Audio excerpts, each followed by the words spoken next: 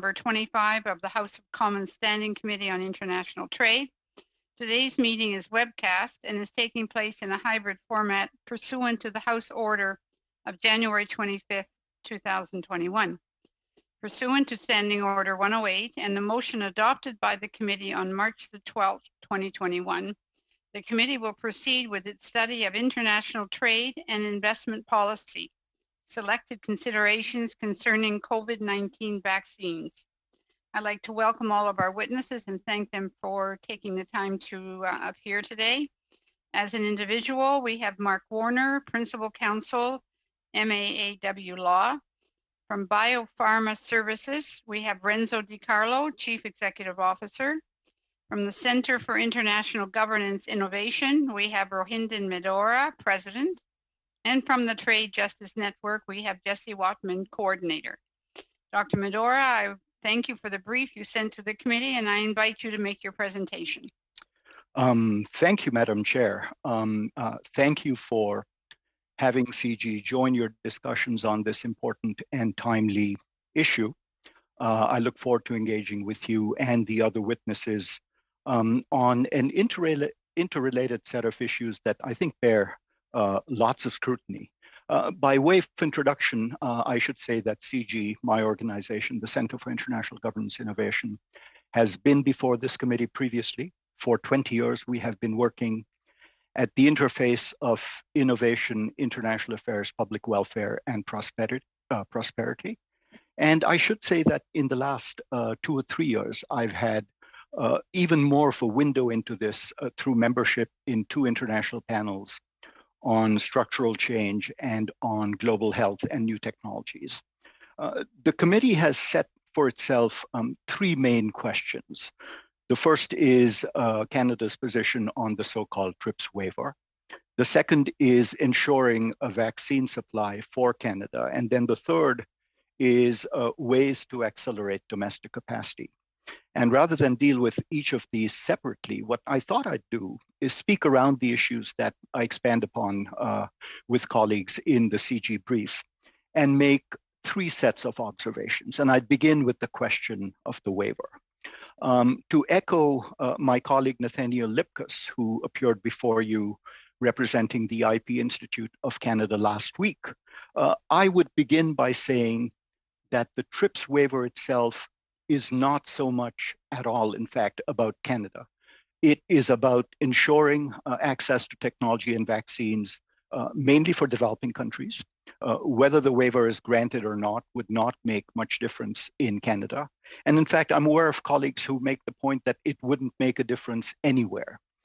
I don't take a position directly on the waiver, but I would say that the waiver in and of itself is not the issue. The question is, in times of emergency, does the global community have access to the technologies and processes that it needs? Because we're all in this together. And that's because of the important spillover effects that the pandemic and vaccines hold. And so there's a broader sort of arsenal of policy issues in which the waiver might be one element, but it certainly cannot be a sufficient condition. And in that arsenal of issues, I'd point to the COVAX facility and funding for COVAX, which is currently underfunded, the price of vaccines, the public subsidies that have gone to the pharmaceutical companies that have developed the vaccines, and the more basic research that publics have funded as a result. The question of the negotiations with vaccine companies and the opacity of contracts, so-called vaccine hoarding, and indeed what has become now a commonly used term, vaccine diplomacy, in which vaccines are used as a tool of foreign policy rather than to improve global health. And I'd also mention that innovation systems can be of different kinds. And I've said this before, and I'll say it again. If you think back to the 1960s, when global hunger and famine and malnutrition was a major global issue, Canada joined many philanthropic organizations and other countries, and in 1971 created a global network of institutes that work on different aspects of agriculture, the so-called CGIAR, the Consultative Group on International Agricultural Research. That group has in fact created new strains of different kinds of grains and food. Patents are held in the public interest, and although, of course, malnutrition is not behind us, hunger and famine as we knew it in the 1960s is behind us. And so I simply end my first set of observations by making the point that Canada can and has contributed to global efforts to use technology and harness it to improve global welfare, including in the countries where it is needed the most. And in fact, intellectual property regimes are part and parcel of that approach. My second set of observations has to do with innovation. And I make this point in the brief, and so I won't spend a lot of time on it, but simply remind us that increasingly wealth is created through research, intellectual property, and the marshaling of big data sets, which can be prioritized in a way that they yield meaningful results that create both prosperity and equity. This set of issues, which we may broadly call intangibles, in fact, account for the majority of the value of companies on the S&P 500 and elsewhere. So if we're going to be smart about the way we do prosperity and equity, we have to be playing this field. The fact is Canada is a middle power, and I cite some indicators of that. We are sixth in the G7 when it comes to R&D, in the late teens when it comes to global innovation indexes, and in fact, we're a net importer of IP, so that we cannot claim to be using the comparative advantage that we have in this field. Now, not everything here has to do with federal policies. There are some issues that lie in the provincial domain. For example, the extent to which universities can participate in the research efforts of their faculty when they sign research contracts with foreign multinationals, who then hold the IP, is not something the federal government can do. But I do think that there's a set of coherent and coordinated innovation strategies which wouldn't perhaps yield results in the immediate term for the vaccine issue and for this pandemic, but in the long term is really the only way forward. And so I come to my third set of observations. CIIT has appeared before you twice recently on Bill C-4 and on WTO reform. My colleague Bob Fay appeared before you, and CIIT has made points then that the institutions and processes that we have today date back 60, 70 years, when digital was barely a gleam in diplomats' eyes. We have, in some senses, an architecture problem, and we're using the wrong instruments to achieve the ends we should be achieving. We're using trade agreements, which are about trade, of course, to deal with issues that have important non-economic dimensions like data. And in a piece in the Globe and Mail today, I cite the example of CUSMA, which actually pronounces on data localization and the content that digital platforms carry, which is actually about the health of our democracy, the health of our society, much more than about commerce.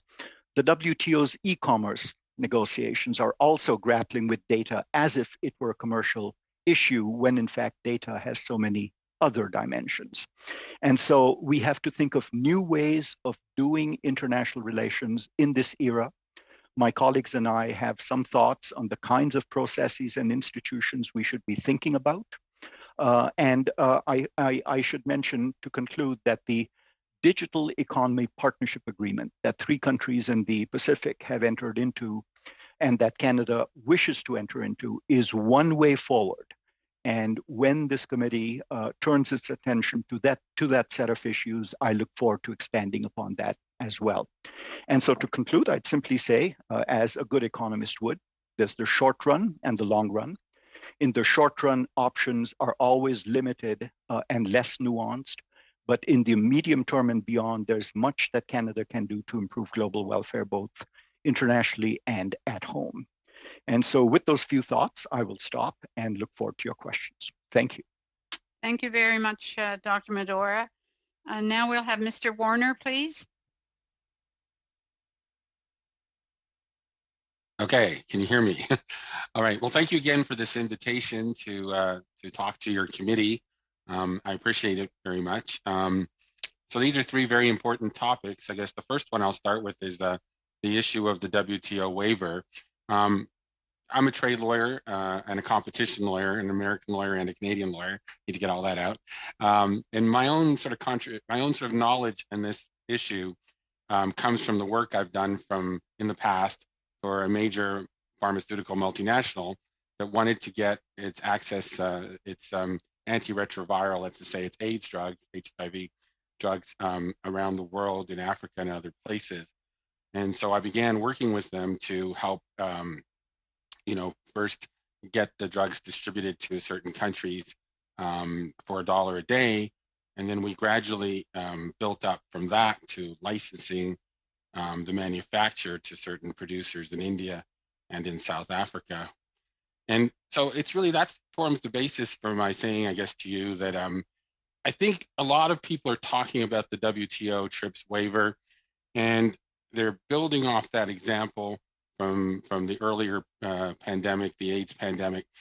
But a couple of things I think people need to remember is when we first started licensing, when the manufacturing companies first started licensing, they weren't really licensing the state-of-the-art versions of the antiretroviral drug. They were expressly licensing sort of the previous versions and trying to get those to the developing countries. So when you think about what we're dealing with now with COVID in the current context, we're talking about vaccines that have been produced, basically have gone from nothing pretty much around last year at this time to getting shots in the arm, not so much around the world, but in many parts of the world. And that just isn't a direct comparison to what we had before. And so I think that I'm watching the discussion of the waiver. I think it's important because I think it's one more device to bring the attention of the world to the important task of getting access to these vaccines to developing countries. But in the short term, it doesn't seem to me that the analogy from the work we did in the past on HIV really is applicable and serves as a precedent for that. But so I think the Canadian position seems fine in terms of asking for more discussions, subsidies, very Canadian, more study of the issue, I guess. So I think that that's fine. I mean, I think as we go forward, I could see that as these vaccines become better developed, and as the skill set to make them becomes more spread around, I could see that. I think we're already seeing the difficulties of some of these producers who are at the front of the pack are having in scaling up from the lab to the point at which they can distribute. We've seen that with AstraZeneca. We're seeing it now with Johnson & Johnson and their contract manufacturers. And you could sort of see how important it is. We're dealing with examples of vaccine hesitancy around the world, including in the developing world. All it would take is one massive mistake to really throw this enterprise off completely. So I don't think we're at anywhere near the state of where we were when we were dealing with molecules to build antiretroviral drugs. We may get there, at which point, if we do get there, I think some of this discussion will be good. So to flip to your second question, so if I run out of time, I guess, is in terms of the trade agreements, in my background that I can sort of bring to you on this, I guess, is work that I did earlier in my life, in my career, when I worked at the OECD, the Organization for Economic Cooperation and Development in Paris. And what I did there was I was sort of in charge of their work on trade and competition. Sort of was one of what we call in the trade world a Singapore issue. The reason I bring that up is it seems to me a lot of what we're talking about now is sort of highlights the problem of that unfinished agenda from the Doha round, from Havana Charter, if you go all the way back to the beginnings of the International Trade Organization. And that is that there is a link between trade and competition. And what we're seeing here, I think, is that one company in particular, AstraZeneca, entered into different agreements, contractual agreements with different countries. And some of those appear to conflict. In response to that, the European Union has introduced this monitoring system, which I think probably could be defended with various exceptions in the various trade agreements that Europe is party to, including the CITA. Depending on how that would turn out, whether a challenge to it would succeed or not, it sure wouldn't succeed in a timely basis. So as a practical matter, I don't think the trade agreements, the CITA agreement, really serves as any way of dealing with that. And to get back to the original point I was trying to make here, I guess, is that I think what we're seeing here is why that earlier agenda of trade and competition didn't stop the discussion at just the explicit invocation of an export control or a quantitative restriction on exports. Because essentially, if the British can do and the Americans can do by contract what the Europeans are doing through a monitoring system, I think we're in a whole different world.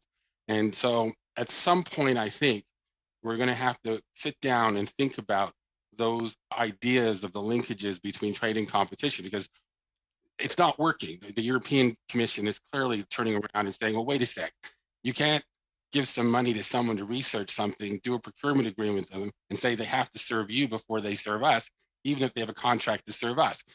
So I don't think, for these reasons, and because of that sort of what I'm going to call unfinished agenda in the trade community, I don't think trade agreements are really ever going to solve a fundamental distinction like that. Interestingly enough, people really haven't gone after the Americans, who are doing much the same thing through their contracts under the Defense Production Act and through Operation Warp Speed, but we can talk about that. The last comment I'd make to you on the last topic, you talked about domestic production of vaccines. And there, my background that I would sort of draw from will be my experience as a former legal director of the Ontario Ministry of Economic Development and Trade, and also the Ministry of Research and Innovation. The titles are so long. But in the context of that, the government of Ontario had, when I was there, a number of programs. One of them was a biopharmaceutical investment program. Another one was called the Strategic Jobs and Investment Fund. Those names may sound familiar to you.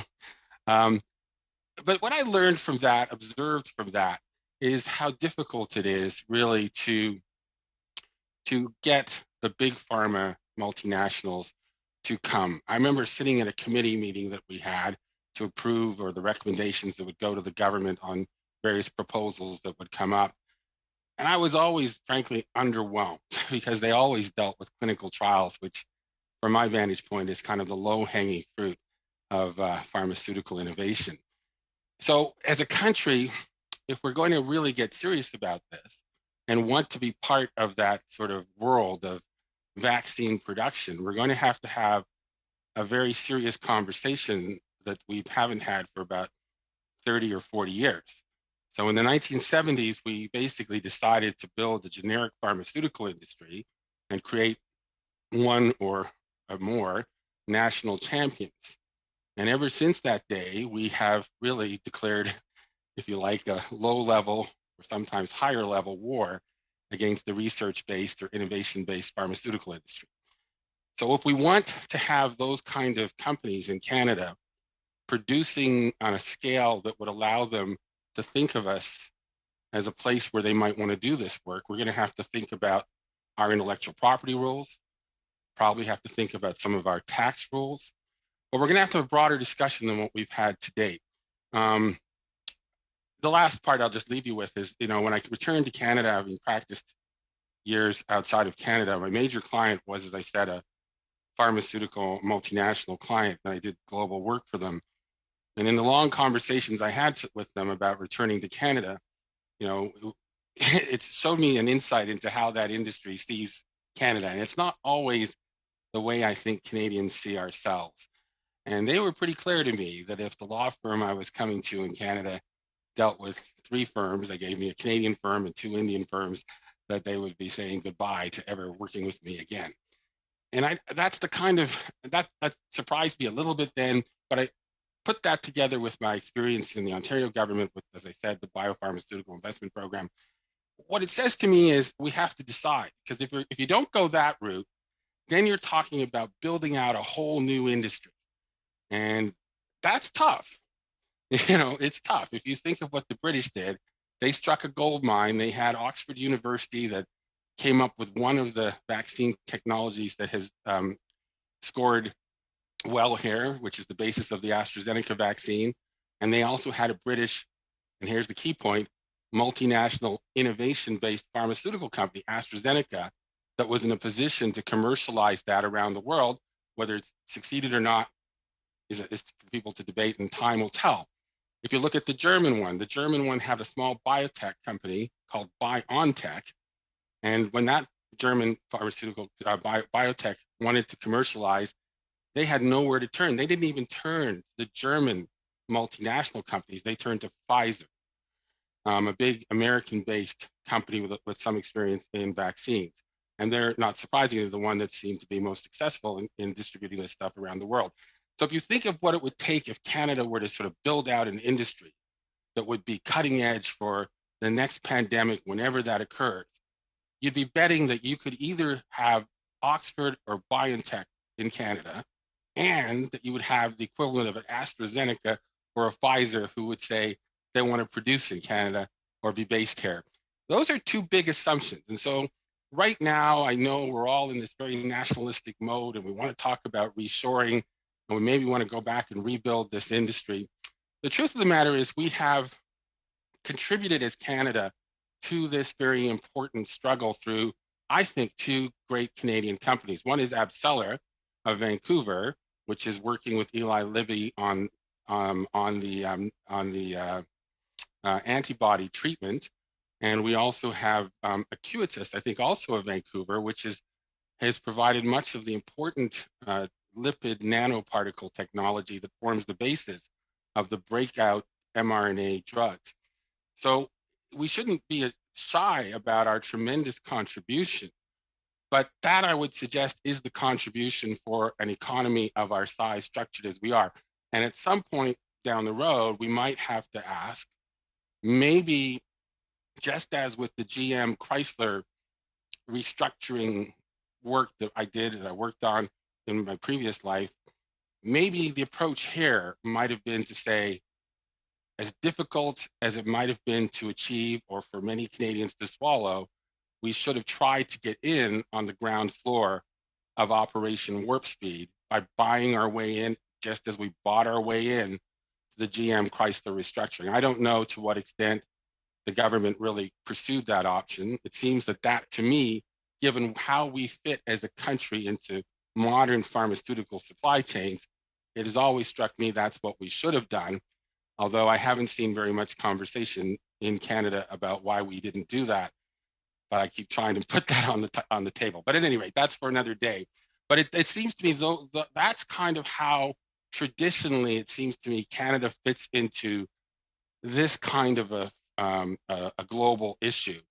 And at some point, I think we're going to have more realistic conversations about how we would fit into that, because the idea, I think our cost structures are too high. There's limited export potential. If you want to go back to the 1970s when Canada was building some pharmaceutical products and exporting to the world, well, China wasn't on the market then, nor was India. So the fantasies of returning to this world where Canada was a leader in exporting, that's all over. And people may not want to hear that today, but we'll have to deal with that later. And that's, in my view, a large part of why I couldn't imagine any of the leading companies that have been the market leaders on this so far licensing to produce in Canada initially. And to me, if they were, as someone who's been there on the other side of those negotiations, I would have been demanding a lot of financial contributions from Canada to do that, because I've only got a few people that have got to go around the world and I have to keep the quality control of it. I've got to move the inputs around the world, and to satisfy one country that I'm going to come to license to them when I'm not going to be able to export it anywhere because it's too expensive, I wouldn't do that. So I'm not surprised they haven't done that. So then that leaves us, as I said, the idea of building our own sui generis big pharma industry, hoping for luck the next pandemic. And that strikes me as very unrealistic. So I probably talked way too long, but those are my three answers to your questions. Thanks. Thank you very much, Mr. Warner. Yes, on to biopharma services. Mr. DiCarlo, please. Welcome to the committee. Thank you, Madam Chair. Dear International Committee, I'm really pleased today to be talking to you as obviously a witness on the subject of Canada's trade and investment policy and the trade agreements and your various points that you have. I'm actually going to be covering off all the points in general throughout my talk, so I won't be going item by item, but I will be reviewing each of them in all the comments that I'm making. So again, my name is Renzo DiCarlo. My background and credentials are based on both my academic and business experience. I'm a London School of Economics alumnus in stakeholder theory and research, with about 25 years in pharmaceutical GMP and medical research. So I've done both management of a clinical trials company, but I've also been a GMP producer of radio-labeled antibodies. So I'm very uniquely qualified to talk about just-in-time logistics, which is what we're going through today in Canada in terms of the vaccine rollout. So I'm uniquely qualified to talk to the committee about views on strategies, the policies on vaccines. I've been the CEO of Biopharma Services here in Toronto for the last 10 years. It's the largest privately held first-in-human clinical research site in Ontario, Canada. We're based in Toronto. And over the last 15 years, we've provided essential drug discovery to over 200 pharma companies around the globe. We have about 250 leading edge medical professionals who work both here in Toronto, in St. Louis, Missouri, as well as Zurich, Switzerland. And our headquarters in Toronto have been focused on very critical drug development linked to organ anti-rejection drugs, antisense products, as well as COVID countermeasures. So even in the early days of our new normal last year, in April 2020, we actually provided preliminary feedback to the likes of Providence Therapeutics, which, as most of you probably know, is our very own RNA product based in Canada. So in the new normal, it's impossible to separate free trade from COVID safety. Trading blocks, safety, safe travel, and COVID domestic health are intertwined in our new reality. One cannot demand a strong NAFTA, for example, without a safe NAFTA. If the US government wishes to maintain a strong and free relationship with Canada, it also needs to ensure that Canada is safe and healthy. This means that COVID vaccines coming from Pfizer Kalamazoo or Moderna USA need to flow freely to Canada, just like other goods and services do now. Very similar to the comments that my other witness just mentioned a few minutes ago. So Michigan should be treated the same way as Ontario by both the US and Canada, whether it's Ford in Oakville or Ford in Detroit, or Pfizer in Toronto versus Pfizer in Kalamazoo, or Pfizer in New York City. So free movement of vaccines across the border should be equivalent to free movement of automobiles from Ford. I think we heard the example of General Motors a few minutes ago as well. So if the US government is limiting our vaccines in our darkest hours, then we too should limit critical goods to them. So this same philosophy should be applied to the UK and also the European trading blocs. Free trade needs to be linked to vaccine-free movement and health and safety. So as we all know, and we're painfully aware right now, infection rates are on the rise in our economy, and our economy continues to weaken as wave after wave continues to batter us in Canada. So wave 3 is not the last wave unless 80% of the population is vaccinated by July 2021.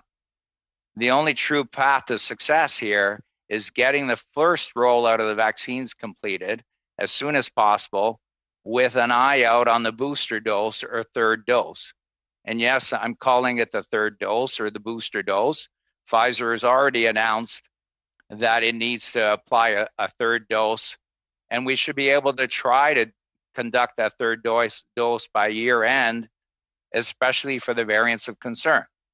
So our current normal is not going away and could become worse if we don't start creating trading blocks coupled with safety with very specific countries. Unfortunately, we're rewinding history and we're going back to our roots. This means forging strong alliances with the Commonwealth, the US, and Western Europe. This virus is not going to be under control until certain countries can control their virus, and this could last as long as 5 years. I know it's a painful message, but that's my current belief based on what we're seeing both with our clients in the international markets and with our drug development partners. So we need to limit our trade and travel with countries that cannot control their infection rates, and especially with the variants of concern or the VOCs. And so, yes, I'm suggesting blocking travel to certain countries in North America, Asia, Middle East, and South America until they can demonstrate, or those specific countries can demonstrate, low infections. And we saw that in the media right now. We are talking about limiting travel from certain countries. I think all of you are aware of that. And yes, that also means draconian control measures for people who travel to these specific countries and expect to return home to Canada. It's not the current COVID-19 strain which we should worry about. It is the new COVID-21 that is being created in a country where that country cannot control its outbreak. That we need to plan for. We need to start looking forward into the windscreen versus in the rearview mirror, because up to now we've been looking at data from the past and not data going forward. It's the new VOCs linked to mutations like the B1617 lineage that should be our main focus. And don't be surprised, and if a month or two we start talking about other variants that scientists start to detect. So we need to look forward and create those countermeasures before the virus creates the measures for us. It's not even, so for example, B1617 isn't even measured in certain labs in Ontario, and it's more contagious and lethal than the other VOCs. So this is a breakthrough illness, and these mutations can cause other problems. And also vaccinations are not 100% on some of these severe mutations. So we cannot solve all these problems by adding capacity linked to existing technology, especially when our closest allies should be able to exchange vaccines for us for free trade. Adding capacity on old or current technology will take at least 2 or 3 years to implement. We can surely go faster by obtaining current doses from Pfizer, Moderna, J&J, and AstraZeneca. They have the capacity, they're scaling up. Let's find ways on the trading blocks to get those vaccines in our country, because it's important to our allies and to ourselves. So this requires that our trading partners support and foster a healthy and free Canada. We need to leapfrog and support Canadian innovators, however, in developing the next generation RNA solution for the VOCs of concern that are mutating into new strains. This is where our spending should go on getting ready for COVID-21 or 22. Our safety and economy really depend on this. Let's support Canadian RNA developers so that the technology resides in Canada, but then we can pick and choose the options for outsourcing to contract manufacturers, whether it be in Canada or abroad, especially in our free trade zone, to produce innovative products. Thank you. Thank you very much, Mr. DiCarlo. On to Jessie Watman, please. Welcome back. Hi, thank you, Madam Chair and members of the committee. Thank you for having me today. My name is Jessie Wadham, and I'm here representing the Trade Justice Network, which is a coalition of environmental, civil society, Indigenous, labor, and social justice organizations that came together in 2010 to call for a new global trade regime founded on social justice, human rights, and sustainability. Some of our members include the Canadian Labour of Congress, Unifor, Canadian Union of Public Employees, United Steelworkers, the Canadian Centre for Policy Alternatives, and Climate Action Network Canada, to name a few. So since the beginning of the pandemic, world leaders have repeatedly spoken of the need for global solidarity to get us all through this once-in-a-century health crisis. Our Prime Minister was among the first to call for global equal access to COVID-19 health technologies. But as time has passed, calls for unity have been followed by a disappointing lack of commitment by many wealthier nations, including Canada. So today I'm going to focus my statement, one, on the fact that we can all agree we need to vaccinate more quickly, more fairly, and that current production has not been up to task. And that two, while it's not a silver bullet, the TERPS waiver would be a step towards realizing that goal and increasing and increase the leverage governments have to deal with the publicly subsidized big pharma vaccine makers. And third, that the third way and current TERPs flexibilities are just not good enough, as the Canadian experience has shown. So over the past several months, the Trade Justice Network has been working with other civil society organizations to call for Canada to support the waiver. And people from across the country, across sectors, and from all different backgrounds have participated. We've hosted panels and meetings, written letters, articles. We've had a House of Commons petition that was recently brought to the floor, and we are awaiting a reply. And last month, we sent a letter to this committee and to Prime Minister Trudeau on behalf of 40 civil society organizations that represent hundreds of thousands of Canadians. As the coordinator of this network, I've been interacting and talking to a lot of people from across the country about this waiver, and it's very clear to me that Canadians want this waiver for the global community. There's a resounding consensus that business as usual is not going to cut it. And so I can hear all the people I've been speaking to, and that's kind of where I'm coming from today. And so the early days of the pandemic saw vaccine development and even the initial scale up of manufacturing capacity happen quickly. So today we're facing a scarcity issue. Manufacturing constraints, supply chain barriers, and vaccine hoarding have created the scarcity. And now countries with the highest incomes are vaccinating 25 times faster than low-income countries. Of the 800 million vaccine doses that have been administered globally, over 83% have gone to higher or upper middle income countries, while lower income countries have received just 0.2%. This global inequality in distribution means that it will be somewhere above 4.6 years before we reach global herd immunity. And the thing is, we won't be out of this pandemic until all of us are. And so to meet this unprecedented global demands, solutions must alleviate immediate supply limitations, and we must also establish conditions that allow for longer term solutions to ensure manufacturing and supply capacity is increased and diversified. For this, we must enable and develop local capacities across the world to independently contribute to a more sustainable global supply system, particularly in low and middle income countries. The main vaccine developers can openly share their IP and transfer know-how and technology right now, but so far this has not been sufficient. Or even when the WTO encourages companies to have more licensing with other countries, they have no desire to do so because there's no profit imperative there for them. And so it's clear that global supply should not and cannot be dependent on the business imperatives and exclusive rights of pharmaceutical companies holding that technology. Health imperatives and IP imperatives are not always in line. And in the case of this global pandemic, we've seen this play out in the extreme inequality of vaccine access. Further, the charity model that is being used cannot solve the fundamental disconnect between the pharmaceutical company monopolies and the calls from developing and least developed countries to produce for themselves. But right now, Canada is allowing pharmaceutical companies to dictate the majority of vaccine global supply and the distribution system, competing over a limited supply and leaving billions of people behind, particularly in the global south. We could redirect that to combining efforts to help global production capacity. The proposal at the WTO, sponsored initially by South Africa and India, is an important step in creating the policy space to ramp up manufacturing, scaling up, and supplying COVID vaccines and other technologies. It would mean WTO member countries would not have to grant or enforce patents and other intellectual property rights covering COVID vaccines and other technologies.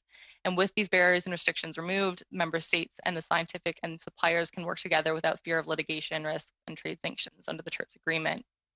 So like I said, and as other people have said, it's not a silver bullet and it's not the only challenge, but it is an important legal option countries need. Temporarily waiving relevant intellectual property rights that right now are simply reinforcing monopolies is an important move, and Canada shouldn't stand in the way of it. What's more is that Canada is claiming that existing flexibilities in TRIPS agreements, such as those for the issuance of compulsory licenses to manufacture patented medicines, are sufficient. And while there are a number of important safeguards already enshrined in the TRIPS agreement that countries can use to protect public health and increase access, these flexibilities weren't designed for a global pandemic, and they aren't enough. It's not one or the other, but they aren't enough. So for one, they are only accessible on a case-by-case basis, which can take years to settle. And responding to COVID requires it to become, for goods and subject to exclusive patent and other IP claims and restrictions to become accessible and affordable now. So over a year into the pandemic, this business as usual approach, premised on a voluntary, secretive, limited, and restrictive licensing, has failed to leverage global expertise and capacity to scale up manufacturing and deliver equitable access. As it stands now, vaccine technology and knowledge are being treated as private property by pharmaceutical companies, despite the hundred billions of taxpayer dollars that went into research and the development of technology. As a taxpayer, I'm enraged that that public money was taken to fund research and is now being used for a few corporations to profit, as my family, communities, and the poorest and most marginalized people in Canada and globally suffer so deeply. As the director of Oxfam put it, this is a public health emergency, not a private profit opportunity.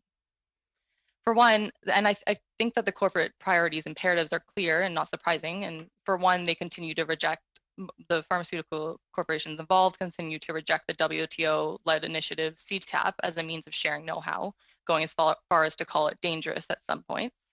Or at a WTO gathering earlier this month, Pfizer and Moderna said that they won't share their mRNA technology vaccines with vaccine firms in developing countries on the grounds that they're far too complex and require a lot of raw materials, which beyond the obvious condescending nature is also untrue, because over 2/3 of WTO members want this because of the untapped capacity that does exist.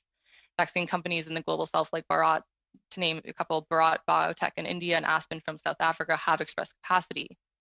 Further, this week, the People's Vaccine Alliance calculated that over the past 12 months, Pfizer, Johnson & Johnson, and AstraZeneca have paid out $26 billion in dividends and stock buybacks to their shareholders, which would be enough to pay to vaccinate at least 1.3 billion people, which put another way is the entire population of Africa. So, and I just think a few of these examples illustrate the imperatives of the status quo that are not going to get us out of this pandemic. And so I've heard claims that the private sector is more efficient and they lead to more innovation, but I think the evidence points to the contrary. In the first months of the pandemic, we saw open science at work, leading to rapid innovation through public funding. And there are structures and examples that show that without IP rates, a global network of vaccine research and production is possible.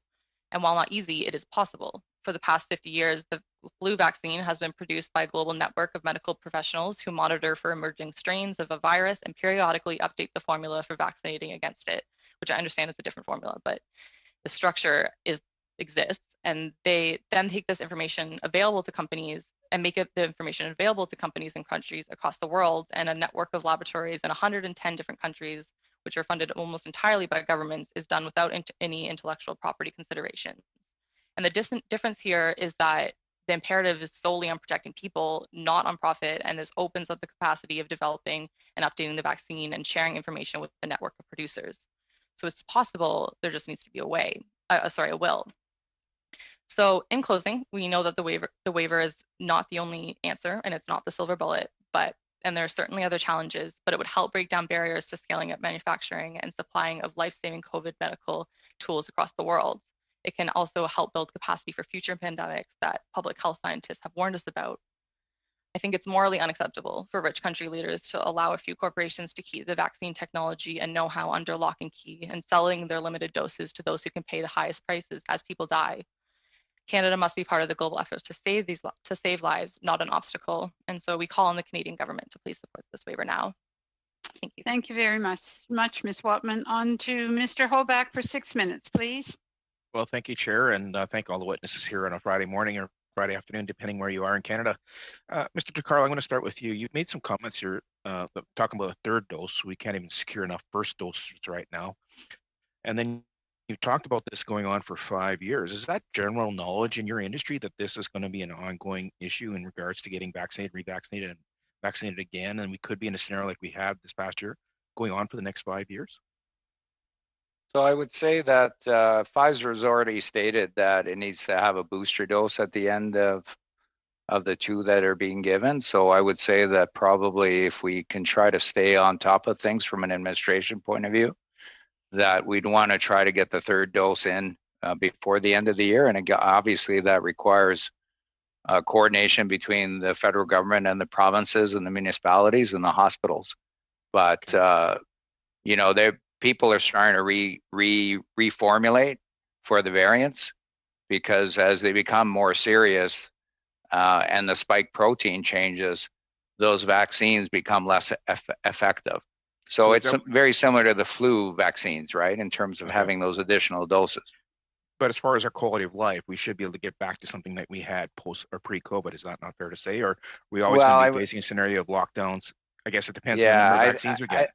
I think it depends on, so in terms of your question of 5 years, I think our, pre-COVID is what we used to know as our normal, right? This is what we're living now is our new normal. I don't think we're going to get to pre-COVID normal for at least 5 years. I think there's going to be a trajectory, an evolution, but a lot of that depends on us. It depends on what we do as a country.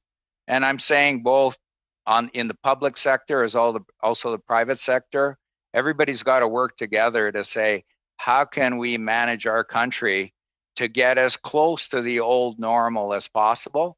But it's not going to go back for at least 5 years for many reasons. There's going to be trading blocks and so on and so forth, right? Fair enough. Sorry, I only get 5 minutes. Mr. Warner, I'm going to jump to you then. You talked about the hostility that pharmacies had and towards Canada when you're working for Big Pharma or one of the pharmacy companies. Is that based on the drug policy that we have in Canada? And then my other concern is if they have that hostility to Canada and we don't see them moving facilities here to produce vaccinations here in Canada, does that mean we're always being held at bringing vaccines offshore and we won't have that research and stuff? So how do we gain some leverage there? Yeah, I think we made a choice in the 1970s to promote a generic pharmaceutical industry, and it's a choice that has a consequence. And it's an obvious consequence because the generic, if you look, sometimes I do this, and I know some of you are lawyers on the panel, if you look at the list of cases on the docket of the Federal Court of Canada, you'll find that there are an awful lot of cases that start with the letter A. Because the company with the letter I only have 5 minutes, Mr. Warner, so we have to be very brief here because I got lots to get through. And the reason I asked the question is, Mr. DiCarlo was saying that we could be in a scenario where the virus is mutating and changing. So how do we ensure that we have leverage to get vaccines as we go through the next 5 years? Now, maybe having one piece of that supply chain that's a crucial component. Is there one area that we could focus on that allows us to do that? And then when I look at the TRIPS waiver, I'm trying to sit there and say, okay, well, if this thing's changing all the time, and then we were to bring in the TRIPS waiver, what's the incentive for any of the pharmacy companies to go and actually reinvest in vaccine number 3, vaccine number 4, vaccine number 5, vaccine number 6? So to start with your last question on the TRIPS waiver, my guess is just based on the limited knowledge I have of the agreements that have been made public in other countries. My guess is that Canada has pretty much agreed that we're not going to invoke something like that in our agreements if we ever get to see them, would be my really strong guess. But, yeah, and I think if you're starting to send a message that we're open to pharmaceutical investment, siding with that kind of a waiver would be not a good way of getting people to want to come and invest in Canada who already have those concerns. So I think we've struck the balance about right. In terms of your first question, I think we have to figure out a way to get within the American supply chain in a more constructive way. As I said, my own view of this is we should have bought our way into Operation Warp Speed. We didn't, but we should be looking at those kinds of opportunities to be formally part of what the Americans are doing. I think that's the way we make progress. So no more partnerships with China like the mistake we made previously here. A little bit of a blow there. But so then, okay, I'm looking forward here then. If we want to see this happen here in Canada, if we want to make sure we're taking care of Canadians and we want to take care of the globe, we want to make sure that we're getting the latest and greatest technology out to everybody. What's the best way to do that, Mr. DiCarlo? Is it like the NDP and the left proposed that we do this TRIPS waiver and we just give the data dump to a bunch of people that necessarily don't know how to do it and have no quality controls? Or is there a different way of doing it? Because we've heard from witnesses saying this isn't a simple vaccine to make. There's a lot to it. What's your expert opinion? So there are actually a lot of very talented contract manufacturers around the world. So I would say that I think it really is dependent on where they are in our trading blocks. Do we trust the relationship we have with that country? And yes, you can give the recipe, but I think for us, our priority should be our Canadian citizens first, because if we're healthy and safe, we can actually help other countries. That's my personal view. Okay, so then 4 seconds. Out of time. Mr. Hoback, you want to make a fast question out there and get an answer? No. Okay. Just add it to Tracy's time. For that 4 seconds. All right, Tracy. Okay. Ms. Bindayan, please, for 6 minutes. Thank you, Madam Chair, and thank you to all of the witnesses for appearing this Friday for this important discussion on TRIPS. I think I'll start with you, Mr. Warner. But before I do, seeing as how the topic of booster shots and possibly other vaccines was raised by Mr. DiCarlo, I thought it important to mention that Canada today reached a deal with Pfizer to secure 35 million booster shots for next year and 30 million in 2023. We also have options for 120 million more doses over the next a few years. But getting to the crux of the matter on TRIPS, Mr. Warner, you mentioned being involved in helping a multinational pharma company distribute HIV/AIDS drugs globally. Can you let us know about the technology transfers involved in that process, maybe some of the knowledge sharing that went on there, and how we might learn from that experience in this case? Sure. Those were voluntary licenses. I mean, the starting point of it was companies that made a decision that they wanted to give the drugs away to get them to the people who needed them quickly. So those were what we called access programs. Some of them were supported by the Clinton Foundation and PEPFAR, if you're familiar with that. And then after people got to a certain point with that, then came the licensing. And as I said before, the licensing started not with the state-of-the-art drugs, but with, let's just say, the last generation or the 2 generation before drug that was still effective, but it might not have been what was coming on the market. And then, so, you basically had to train people, you had to bring them around the world, you had to get to some comfort level with the Indian companies, with the South African companies, that there wasn't going to be leakage, re-exporting back into the developed world. So you didn't want the AIDS drugs that were being made in India showing up in a pharmacy in Amsterdam or San Francisco, because the companies were still trying to recoup their costs. So, and that's one of those issues that I think we have to confront that makes the world slightly different and a little bit awkward in the conversations that are going on now in Geneva, and ones that are sort of we're familiar with in Canada. When we created our generic industry in Canada, we also created a very powerful company that got to a point where we were paying more for generic drugs in Canada than other countries were paying for generic drugs. We're paying less for the branded drugs, but we were paying more for the generic drugs. Well, similarly, when you look at South Africa and India, we've created Aspen in South Africa and various other people in India who kind of have monopolies. When you look at it, when anyone goes to produce something in India, they go to Serum largely, or they go to Aspen in South Africa. So you got to ask yourself, what have you really achieved when you move it off the branded or innovation company that came up with it, and then you turn it over to a local monopoly in another country? So that's something we didn't necessarily have to think through 20 years ago. But the concern with intellectual property, you're trying to make sure that you don't get leakage. And as I said, you're not really taking the state-of-the-art form with you, because honestly, you've got to put people around the world to show people. It's not just the patents, it's the know-how. It's all that comes with putting these things together. So, I mean, honestly, if you're thinking about this, when I hear the last speaker from the Trade Justice Network talk, and I have tremendous sympathy for that, it's just not even close to what we're talking about here, to take these mRNA vaccines that weren't even in existence 12 months ago, and somehow you're going to share that around the world. We can't even get the inputs, right? We're having input blocks to get the stuff made in India or in Europe, and now we're going to set up other places for those inputs to go in India and South Africa. It sounds good, doesn't work. It doesn't work, and I guess in order to summarize, then in your view, signing on to the TRIPS waiver won't solve the problem. But in addition to that, I heard you say earlier that you were concerned about investment in our own life sciences sector here in Canada, which as you know, we're ramping up significantly. Do you feel that in addition to a TRIPS waiver not working, that we would be hindering the ability for Canadian manufacturers in the long run? I don't think it would be to the benefit of the Canadian manufacturers right now to do that, because they say if we want to get the big companies into Canada and start investing in a big way, it all comes back to respect for their intellectual property. So there's a tension there. I'm not against the waiver at some point. I just don't think we're there now. I think we may get to a waiver a year from now when we have more familiarity and standardization with some of these vaccines. Maybe it'll be around boosters, but we're just nowhere near at a point where that would be a useful device now. Although I do think it's useful to get the conversation focused on intellectual property and development concerns But the waiver itself, it really is just a completely different thing than what we faced 20 years ago with HIV. I understand. Perhaps one more question for you, Mr. Warner. The existing TRIPS agreement already includes flexibilities, for example, to allow for compulsory licensing. My understanding from previous witness testimony is that no country has accorded that compulsory license yet.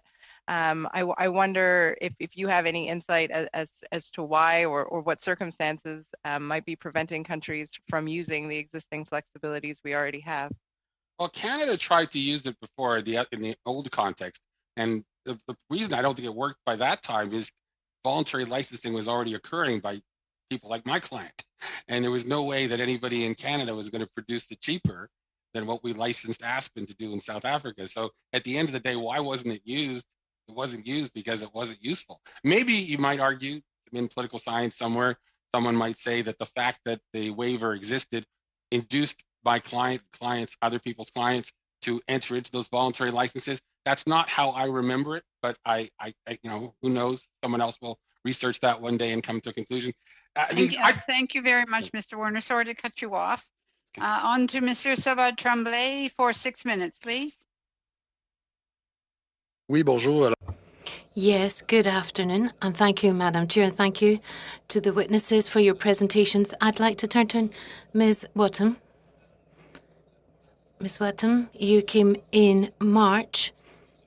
I believe you came before our committee then about the reform of the WTO.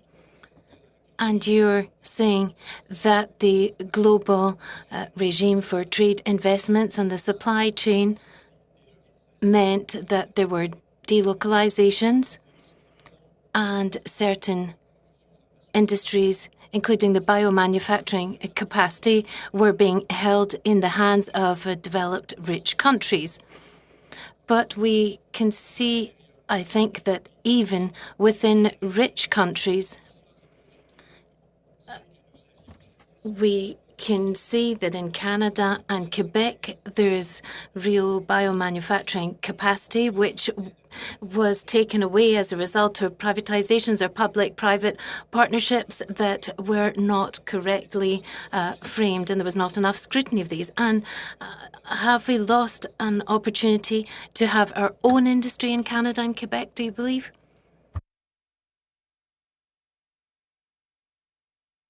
I'm not sure if I have enough expertise to actually answer that question quite correctly. I'm gonna be honest. I haven't done enough research into the Quebec industry.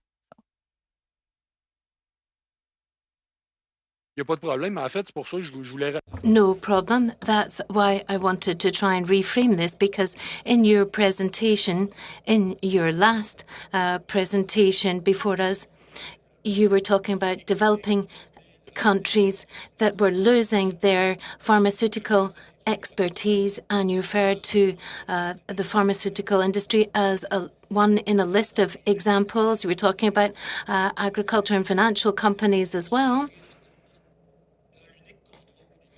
that were just in the hands of rich countries. But do we not see this same sort of contradiction playing out within the rich countries themselves? Just to try and simplify the question for you.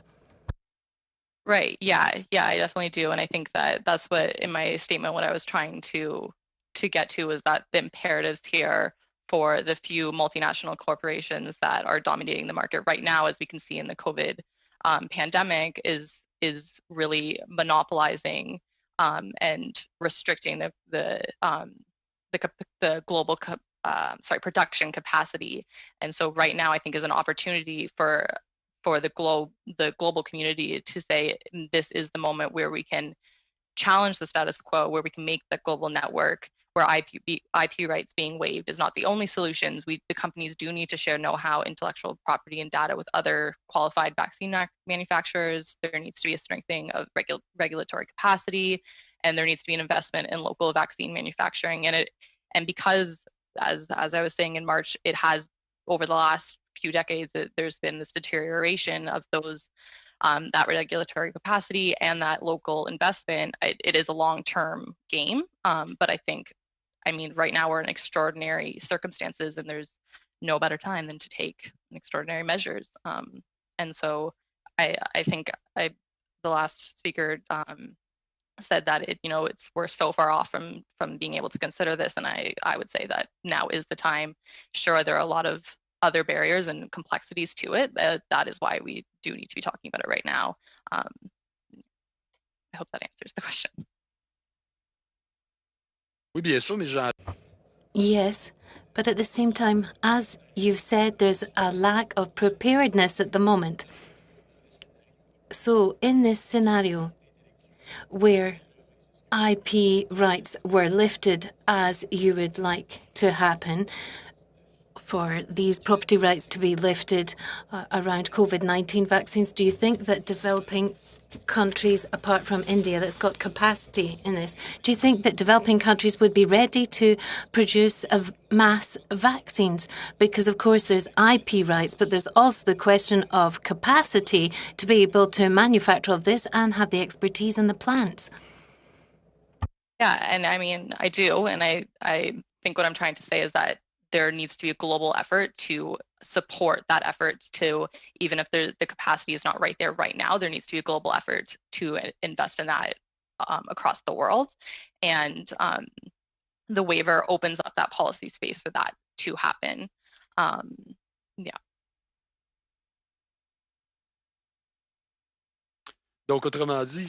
So, in other words, to be sure that I completely understand what you're driving at, in order to promote this expertise, there needs to be a global effort undertaken. But under whom and where would the funds come from? I just wonder how this project could actually play out. I mean, I think of CTAP, which isn't being used, but there is like structures there that to pool resources and pool know-how, and I think the waiver provides a will to do so and a global commitment to do so, because as we've been saying, the voluntary licensing, like the pharmaceutical companies could be doing that right now, but there is no push or consensus of the WTO to make that happen, and so I think that the CTAP is one example of how that could play out.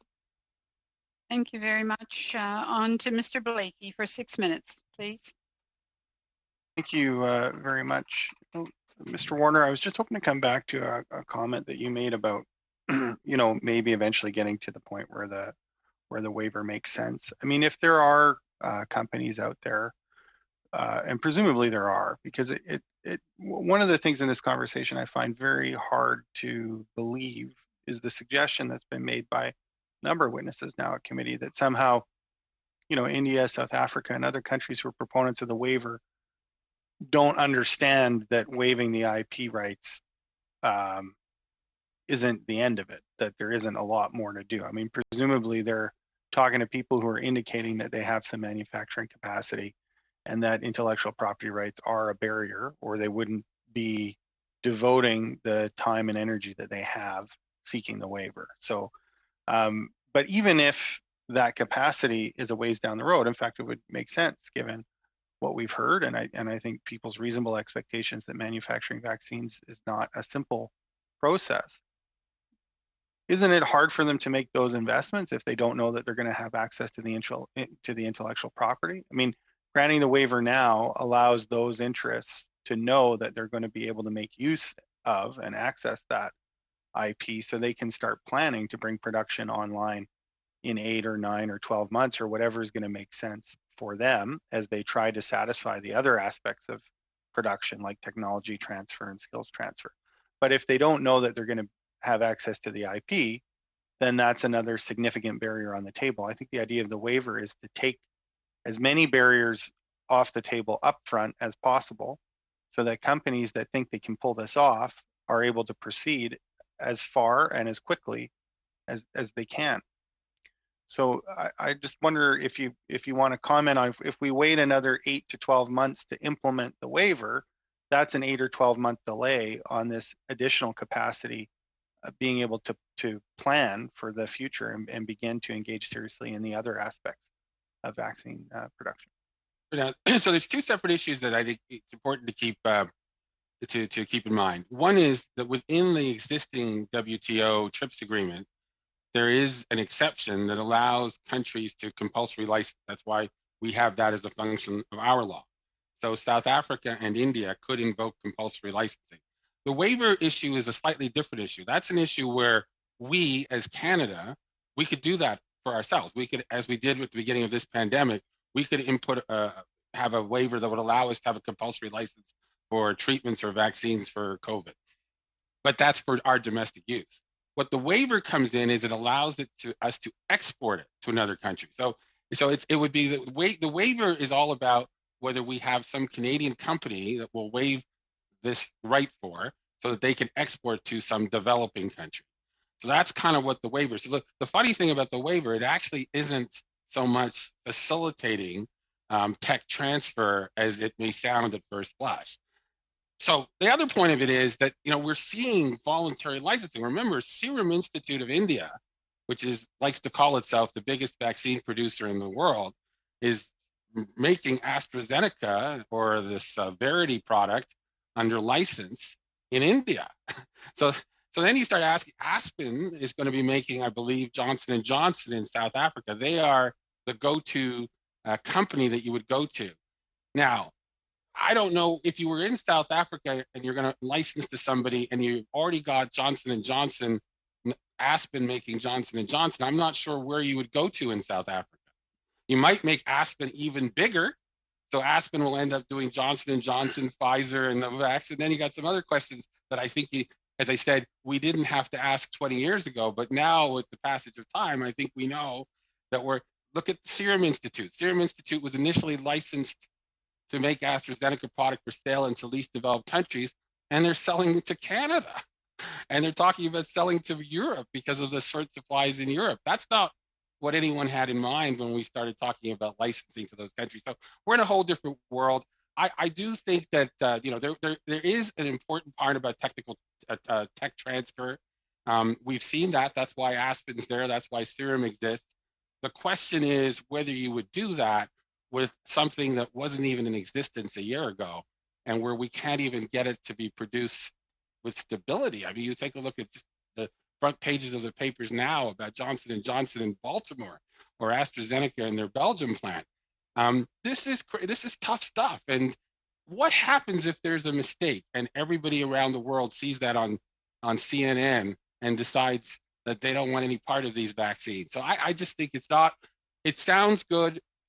It's just we're not there yet. We might get there at some point when the technology becomes more standardized. We're just not there now. So I do want to explore also, and maybe I'll go to Ms. Wadham for this, just the moral dimension of this, because we talk about, you know, how the waiver, you know, isn't likely to spur vaccine production here in Canada. But you know, in all fairness, I don't think that that's ever really been the major claim that proponents of the waiver have been making. It's about world supply, and it's about trying to address the very real inequity in vaccine distribution globally that's currently happening by making more supply available and making it more available closer to places that aren't getting their fair share of the current vaccine supply. So I wonder if you could address a bit of that moral dimension for the committee. Very briefly, Ms. Watman. Okay, yes, I can go very briefly. Yeah, definitely. And I think that's at the core of this is the moral imperative. And I think that if you just look at the way that the COVAX program is playing out right now, and it's so clearly not sufficient. It's underfunded, and the pledge for 2 billion doses is nowhere near enough by the end of 2021, is nowhere near enough to reach global herd immunity. And right now with the numbers in India the way they are, the supply from the Serum Institute isn't even being exported to the 91 other lowest income countries that promised to at the rate that it was promised, which is an impossible decision to make. And because, you know, when COVID is anywhere, it's everywhere. And so, while it's a moral imperative, it's also, if it's not going to be stopped everywhere, then it's going to be everywhere. Thank you, Ms. Watman. Sorry, I have to interrupt. On to Ms. Gray, please, for 5 minutes. Thank you, Madam Chair, and thank you to all of the witnesses for being here today. My first question is for the Center of International Governance Innovation. And you had touched briefly in your opening intervention regarding COVAX. And so I wanted to ask, we've heard that COVAX is underfunded, and yet Canada is the only G7 country presently taking vaccines from the program. Would you see this as a concern?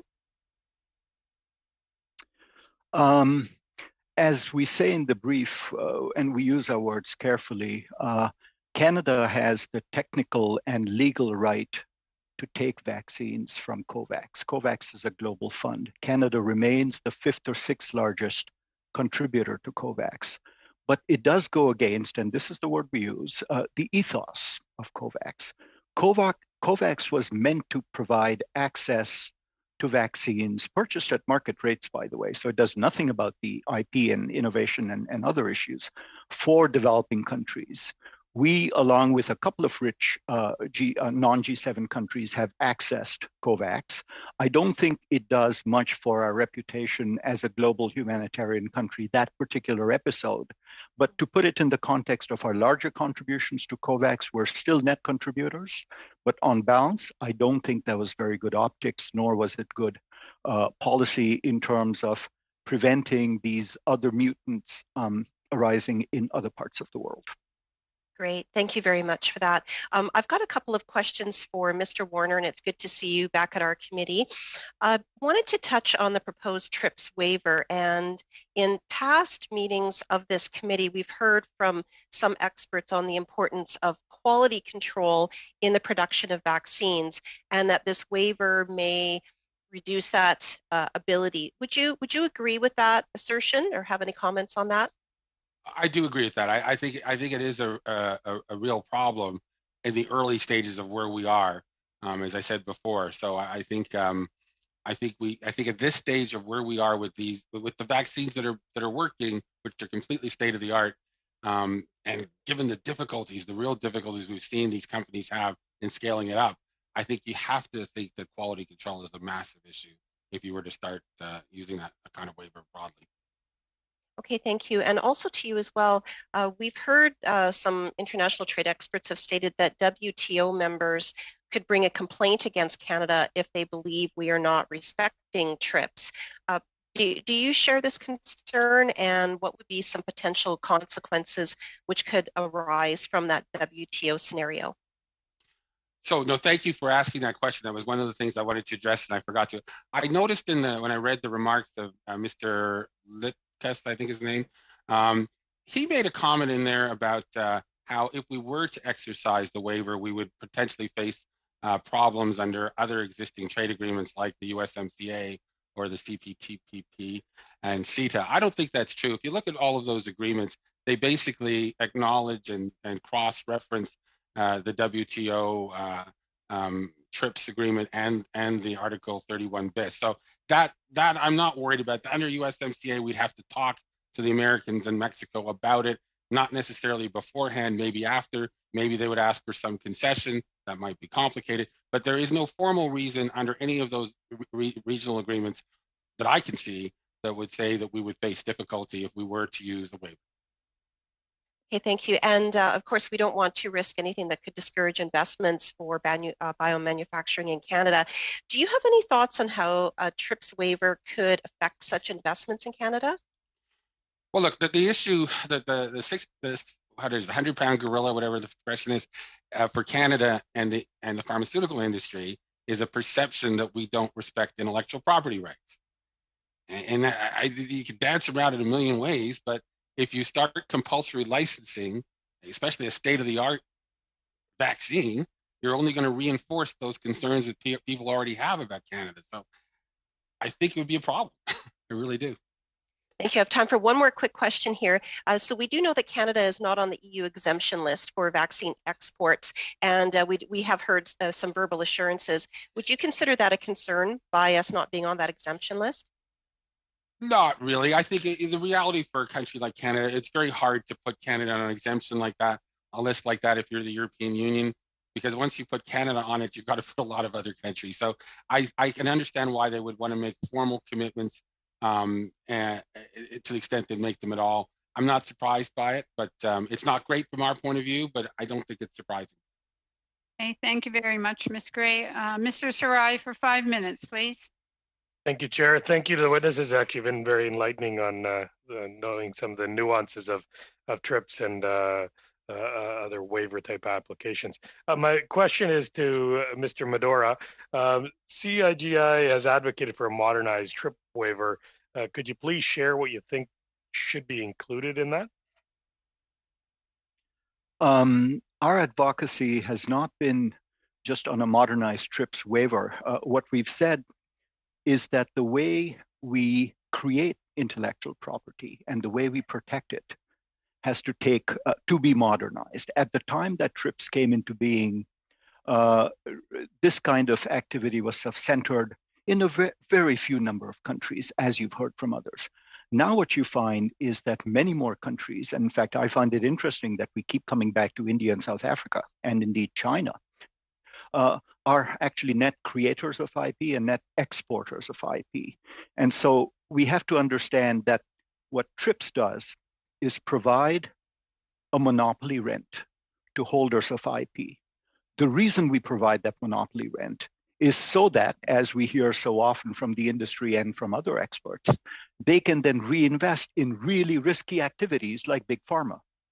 Now, here's the reality in pharma, and Jesse, of course, would know this. Pharmaceutical companies spend more on marketing and on government relations and on lobbying than they do on R&D. That is not what the monopoly rent that comes from IP is supposed to be doing. So now that we've had a couple of decades of experience with how we create monopoly rents and what they're used to, I think it's incumbent on us to sort of think about how we regulate IP and how we create its dissemination. I would also say, and I'll stop on this point, that in the presence of technologies that have spillover effects, think of a groundbreaking technology that might address, say, solar cell storage issues in climate change or in inoculations. If I do it, other people around me benefit. And so having a market price, which is effectively what TRIPS advocates for, is overpricing something. So we have to sort of understand that in the presence of externalities, in the presence of the way monopoly rents are being used, we do have to revisit the fact that technologies are created for a purpose. They're created to increase global welfare. And the incentive structures, and I'm all for incentive structures, but the incentive structures that we currently have are actually skewed. Thank you. You've also, your organization has called for a balance between supporting developing countries and fostering innovation. Where do you think the balance should lie in the context of a potential TRIPS waiver? I'd go back to the points I made earlier, that if my sort of list would be a well-funded COVAX, transparency in vaccine pricing, properly negotiated subsidies contracts so that when governments subsidize research, there is some give and take, and that did not happen this time. Opacity in contracting, vaccine hoarding, vaccine diplomacy, and finally, like the CGIAR, an international system that creates IP. If we had all of these things, we wouldn't need the IP waiver. We don't have any of them. So let's move on some of them. And I do find it interesting that on the one hand, we're saying, well, the IP waiver, IP isn't that important. It wouldn't make a lot of difference, but we're still fighting tooth and nail against it. The fact that so many people who actually know this are also for the IP waiver, some very eminent global leaders who've actually dealt with the industry, leads me to think that there might be something here. I'm not the sort of expert on this, but it strikes me there's 6 or 7 things we should be doing here. We're not getting any of them right. IP waiver is one of them. Thank you. And my next question is to Mr. DiCarlo. Could you kind of enlighten us with how much capital and resources are needed to design, develop, and test new vaccines? So in obviously pre-COVID, that would have been a lot longer and more expensive. I think right now, due to COVID, a lot of the research that occurred was expedited, especially given Project Warp Speed in the US, number of companies that use. So for example, the RNA technology has been around for 10 years. And so that technology was actually leapfrogged forward because of the increased demand due to the COVID crisis. So a lot of the pharma companies already had a base of technology there that they could draw onto, which is exciting because in the future, what we can use is that RNA technology for HIV, for other cancers and things like that. And it's a great stepping stone. So, but typically, obviously, on the financial side, there's an early phase study that occurs. There's preclinical studies that occur, and there's also late stage studies that occur. You know, the range of spending, depending on the size of the company, it can be significant. But you probably already heard in the marketplace that our Canadian company Providence had asked for $4 to $20 million to take their product from concept all the way to commercialization. But that's how much they budgeted or they forecasted in the marketplace to bring a product to market. Sorry to interrupt, Mr. DiCarlo. On to Monsieur Savard Tremblay for 2.5 minutes, please. Thank you. I have a question for Mr. Medora from the Centre for International Governance Innovation. We know that the Canadian government has not taken its decision on the waiver, which could possibly allow for an increase in vaccine production throughout the world. And we know that the idea of lifting these IP rights on the vaccines, which seems to be the main topic today, and there's interesting positions, and it's, of course, useful to hear of these. But we've been talking about this since October 2020, but the government has still not said whether they approve this idea of the waiver or not. They still say that they're assessing it. Why do you think that the government has been dragging its heels before it gives its position on this initiative? I don't have any particular insights on what the inside thinking might be. I would only be doing what I'd call informed speculation. But it seems to me, and to be fair, the original proposal from India and South Africa was flawed. One could make the case that it was self-serving, that it would have benefited firms in India and South Africa. And so there were some issues to be sorted out. Second, I suspect that we are waiting because the issue might simply go away, or there might be important players who come on side, such as the Biden administration, which actually matters for Canadian foreign policy. So that I think there's prudence involved, which involves political risk as well as the technical nuances of the proposal.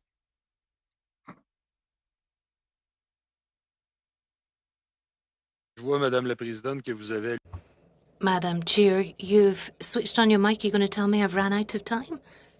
You have 40 seconds, Mr. Tremblay. 40 seconds. Well, 40 seconds. I think I'll pass them on to my next colleague, these 40 seconds. Thank you very much. On to Mr. Blakey for 2.5 minutes, please. Okay, merci beaucoup, Monsieur Savard. And thank you very much, Mr. Savard Tremblay, for those 40 seconds. Continue this conversation with you. I mean, I think part of the dilemma right now for those who want to see parts of the world that are underserved right now in respect of vaccines is that on the one hand we're being told well, other places aren't really going to be able to manufacture this anyway, so there's no point in giving them the access to the intellectual property. And it just seems to come back to saying, like, look, industry has this well in hand. We don't want to give you any information about what it is we're doing, so you're just going to have to trust us. And I think, if there were a justification for not granting access to IP, it would be in people having more access to information about what is actually happening, the prices that the current producers are actually charging, so that people could, people should be able to expect the same level of openness and transparency that they would expect from a well-functioning government when you're talking about something that is such a vital public interest. This isn't your normal market for various kinds of drugs. This is a global public health and economic emergency. So I'm just wondering, you know, at risk of asking you to repeat yourself a little bit, if you could just clarify, what are some of the concrete things that could be done, not only to increase world supply of vaccine, but also to give people a degree of comfort that things are really being managed in the public interest as opposed to the private interests of certain well-established corporations?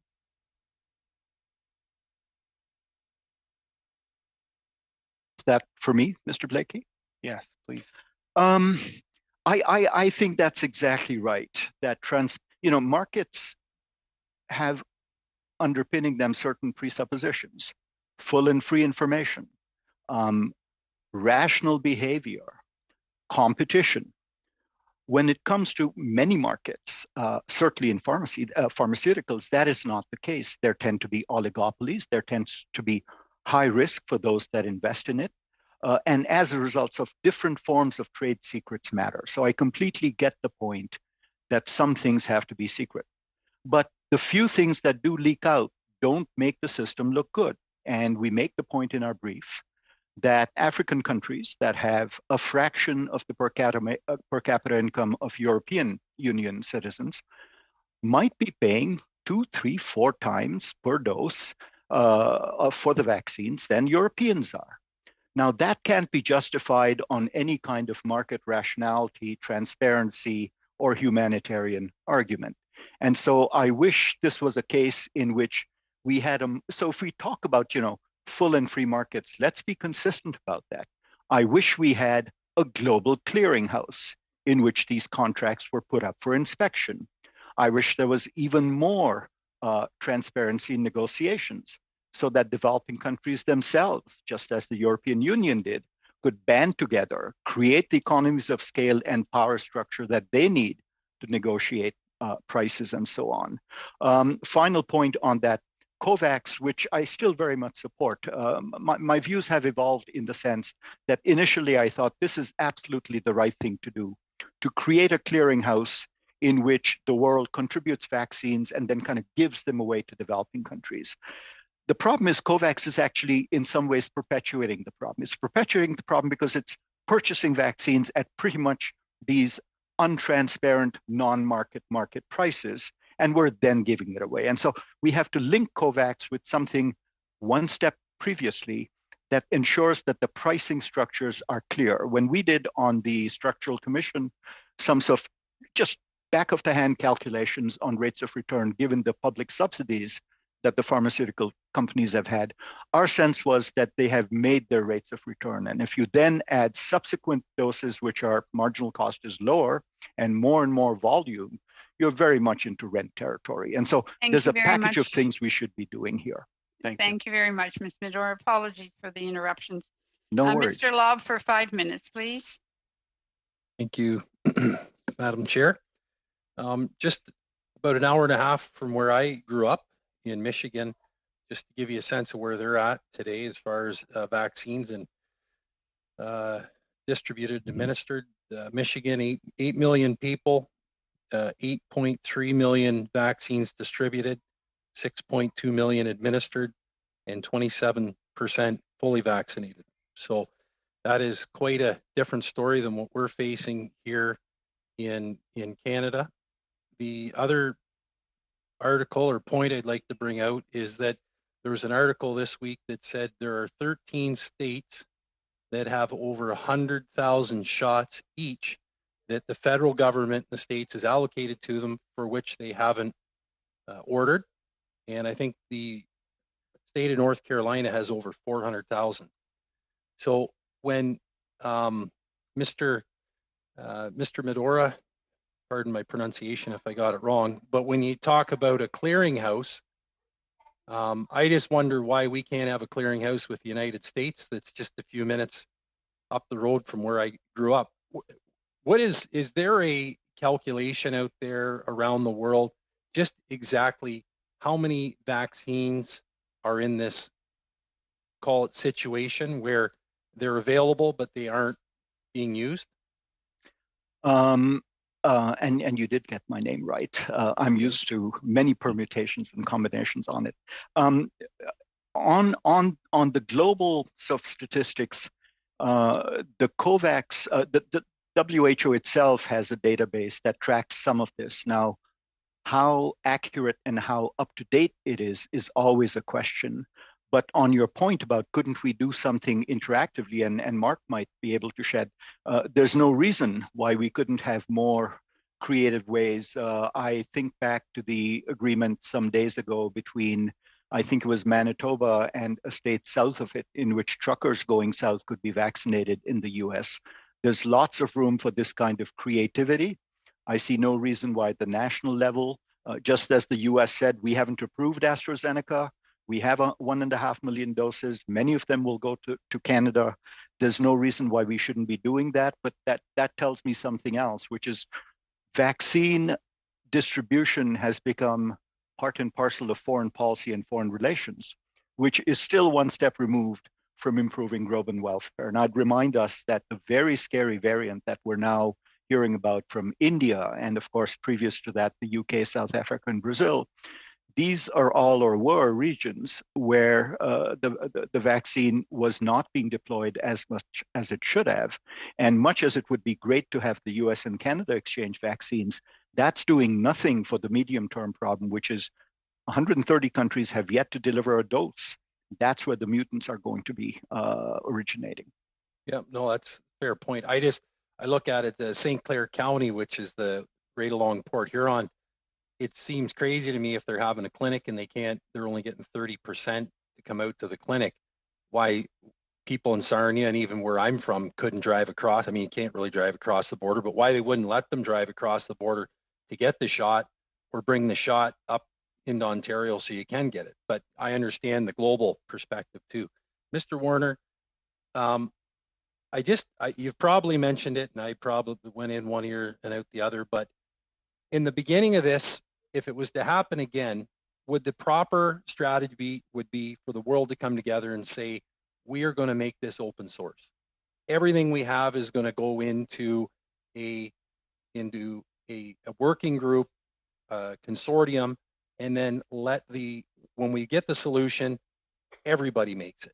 Everybody makes it. Is that pie in the sky, or is that something we should be looking at for the next time we're faced with this, or where is that?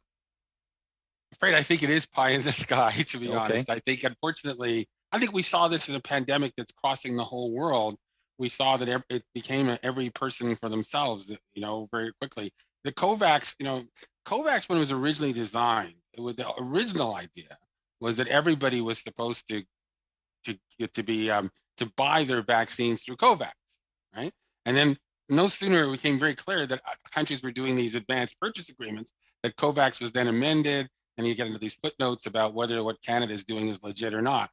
But the original idea is all of us would buy from it. And nobody wanted to do that. The European countries, member states, they didn't want to go along.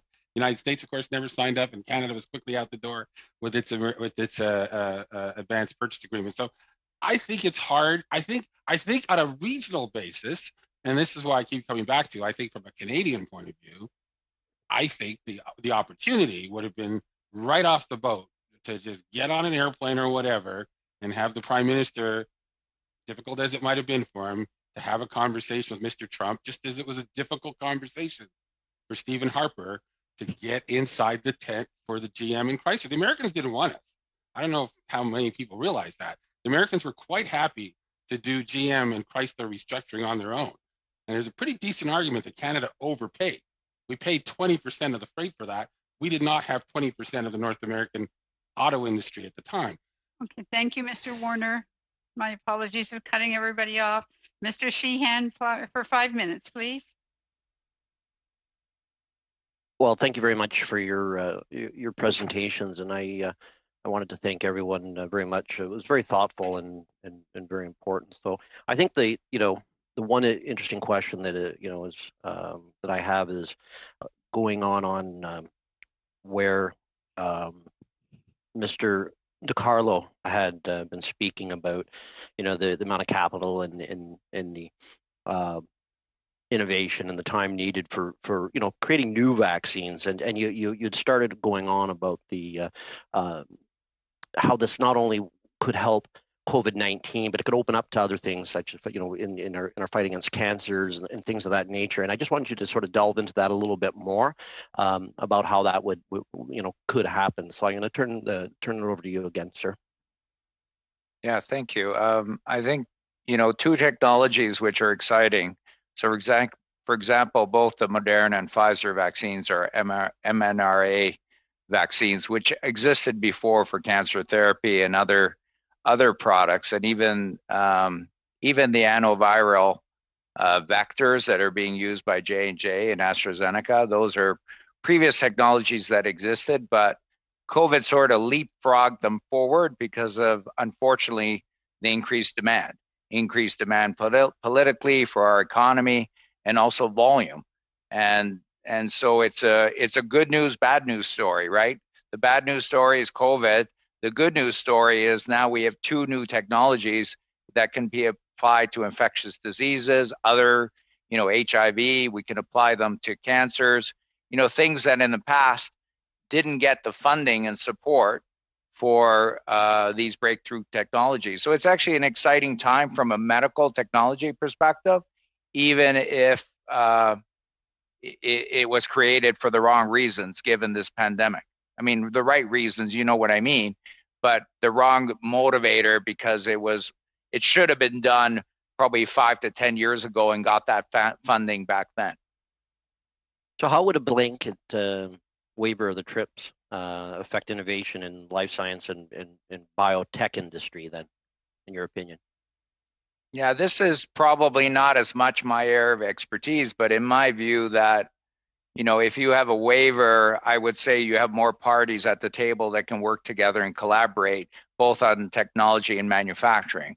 So that waiver allows a lot of companies to work closer together and a lot of jurisdictions and countries to work together without the restrictions of IP.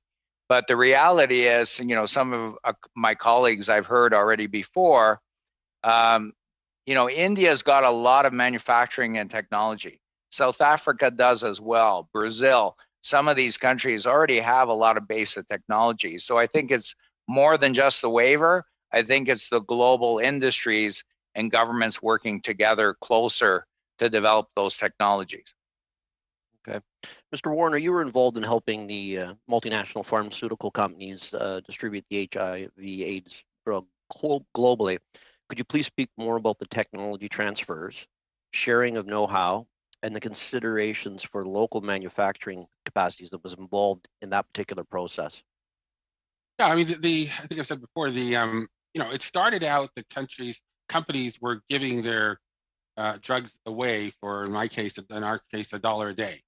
And then at some point they got to a comfort level that there wasn't enough, as much diversion as we were fearing back into developed world, to be honest, that you could then license. And so you started to license, again, not the state-of-the-art technology, but let's just say the first kind of generation of antiretroviral drugs that seem to be having some success.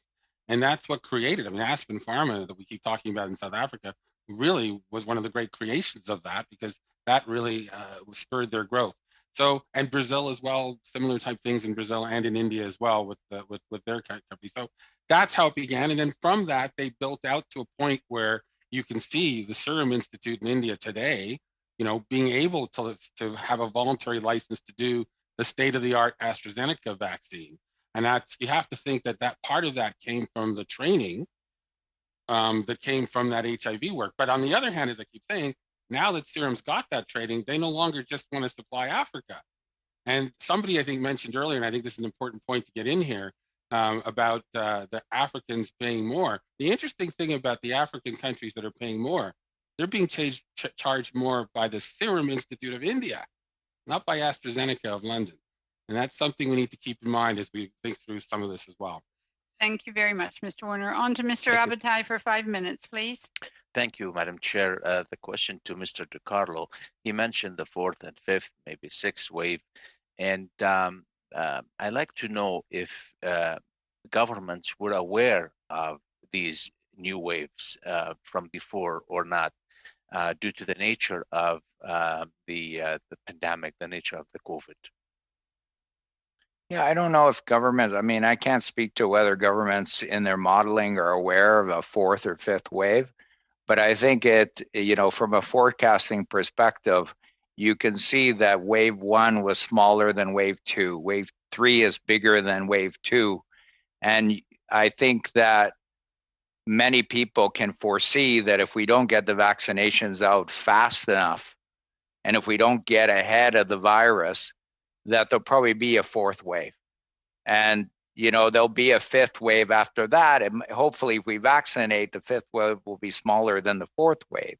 But it's a race against time in terms of administrating these vaccines, so we don't get these repeated curves that continue to spike up quickly, especially when the new variants are more infectious. So based on your, also you mentioned something that you said in Canada, if we don't vaccinate 75 to 80% of all the population by July, we will be exposed to these waves one after the other. So that means the catch up that we're trying to play is out of our hand. Can you confirm that? I don't know if the catch up is out of our hands, because I think all the provinces and the federal government are trying to work, as you know, are trying to work together to expedite that. I think, the ramping up of volume is increasing. I know the government has tried to expedite the vaccination by focusing on the first dose. So, I mean, I'd like to be hopeful. I think we need to plan for the worst case scenarios, but we need to be aggressive, right? So we need to bring in these vaccines as quickly as possible, and we need to get as close to that 70-80% as possible. So we don't have capacity at the moment to produce vaccines in Canada. We were not ready to do that due to all reasons.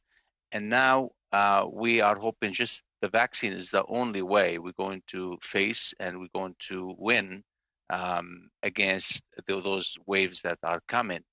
What other solutions do you think we have in hand? For example, closing the ports, or closing some of the banning some of the flights. Isn't that the solution?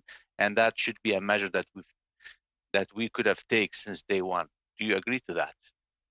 Yeah, I think what we're seeing in the news right now, but talking about banning Indian, Pakistani flights is the right thing to do. I think it should be very country specific. Yes, we should do it. We should limit our ports depending on the locations of highest infection.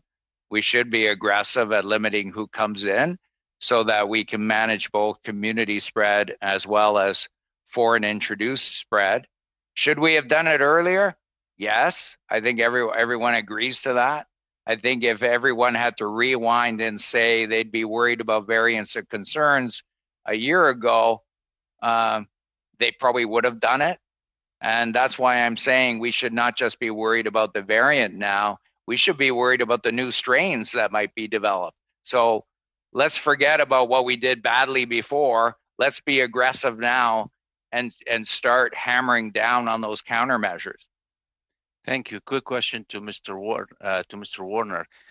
We know that the TRIP doesn't solve the problem. Passing these IPs to any given third party isn't going to solve the problem, because you still need the raw material, which is could be very exclusive to certain places, to certain countries, to certain companies.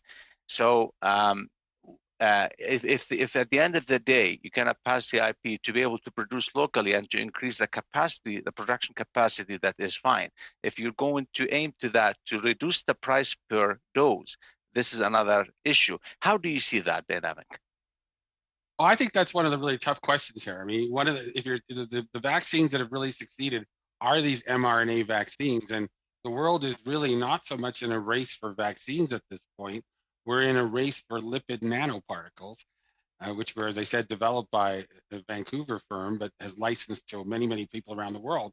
And people are scaling up in the United States and in Europe and elsewhere, because that's one of the big blocks. There are other blocks as well, but that's one of the big blocks to really scaling up fast. And so not only would you have to get people up to speed in producing more vaccines and vaccine technology and transfer technology, you've got to somehow scale up that whole process of creating the lipid nanoparticles. So it is really hard. We're fighting amongst, one of the reasons we're fighting about the export controls from Europe and wherever else is because of these very shortages. So it's a very tough Rubik's Cube to solve.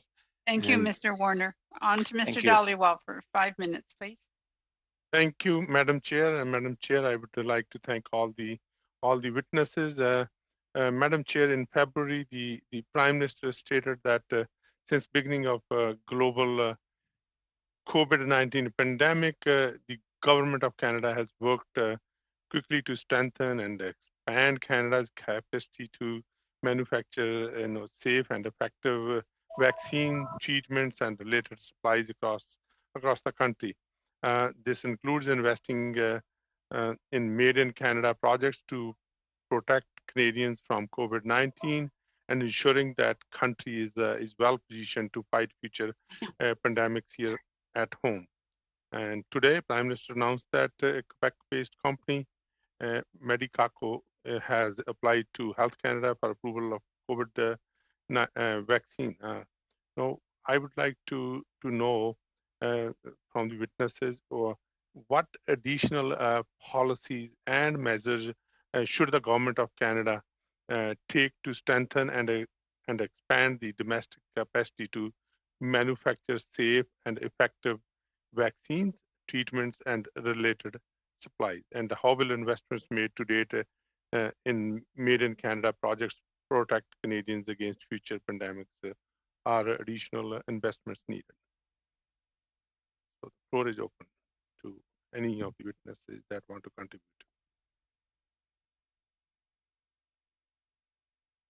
I can take a shot at it if you want. Look, I think, look, Medicago is a joint venture of a Japanese company and a British company. I know people keep calling it a Canadian or Quebec company, but that's what it is. And its largest facility was in North Carolina until this began. So I think to the extent you can get people to invest and produce here, that's useful. You know, I don't know, you know, they're obviously doing it in response to significant government contribution. They didn't do it beforehand, let's be honest about it. So I guess the question we're going to have to face in Canada at some point is, right now, we all want to spend that money. Are we going to want to spend that money tomorrow? I don't know. But if you want to keep having a Japanese and a British joint venture producing a COVID vaccine that has not finished the third phase 3 trial yet, I don't think, or just finished it, that's going to be, you're going to pay for it. But just imagine this world. Imagine if we had spent all the money developing Medicago, and we were now waiting to buy for Medicago, and it's not even been approved.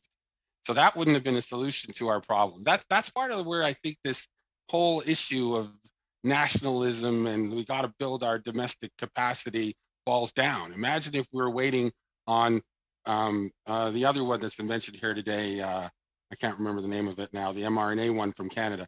Imagine if we were waiting for them. They haven't even finished phase 3 trial yet. So imagine, so it's not really, it sounds good, it feels good. It's not realistic to a global pandemic. I'd make the distinction, as you do, I think, in your question, between manufacturing and development. Manufacturing, as we've seen with the Sanofi plant that will open in coming months, is relatively easier to ramp up. And I'd make that point, by the way, about developing countries as well. Jesse's right. It is condescending to simply say, let's not open up technology to other countries. They wouldn't know what to do with it. That may be the case in many countries, but certainly not in the emerging countries, many of whom are ahead of Canada in innovation indexes and other such measures. On development, I think that's a fair point. I'd really want to know who owns the IP, because that's where the value is. If it's a question of having a foreign firm locate in Canada with heavy subsidies, but the IP still resides elsewhere, and you've got a few well-paid scientists and lobbyists in Canada, well, that's not the end game. Now, the question, what if we put all our eggs in one basket, as Mark just said, we'd still be waiting for a vaccine? These are not either-or propositions. Canada can have homegrown innovation sectors and still engage with the rest of the world and make deals. In fact, our hand in making deals would be stronger if we had homegrown innovation capacity. So let's not create false dichotomies where none exist. Can I, Madam Chair, can I jump in or no? Very quickly, please.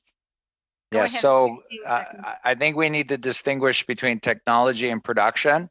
Providence wanted technology support back in March, same time that Moderna and Pfizer wanted it. If we had provided it then, we would have had technology. Where it's manufactured, then Canada could decide that. Okay, thank you. Thank you very much. On to Mr. Savard-Tremblay for 2.5 minutes, please. Merci. Thank you, Madam Chair. So, on this question, I'd like to turn back to Ms. Wattam. We know that one of the proposals for accelerating vaccine production, which has been put forward by the WHO, is the CTAP program for accelerating the access to technology for COVID-19. And this is based on voluntary sharing of knowledge and intellectual property and health technology to fight against COVID-19. I don't know if you've already heard of this CTAP, but what's been the effect of this program so far? And do you not think that that tool would not actually be sufficient? Do we really need to move to this waiver of intellectual property, or could we have this voluntary sharing under CTAP, and that would be a good step in the right direction? I mean, ideally, yes, but I think it's clearly demonstrated that the voluntary aspect of it is not working because CTAP has been around for months now, and no pharmaceutical company has offered that up or agreed to join CTAP. And I think there's a lot of layers to that, and I think the Bill Gates Foundation played a big role in that. The same day that the CTAP was announced, like 5 of the biggest pharmaceutical companies and Bill Gates were on a panel talking about their initiative with the ACT Accelerator. And so I would love if CTAP was working, but it's not. The voluntary aspect is not. The incentive, the profit incentive is not there.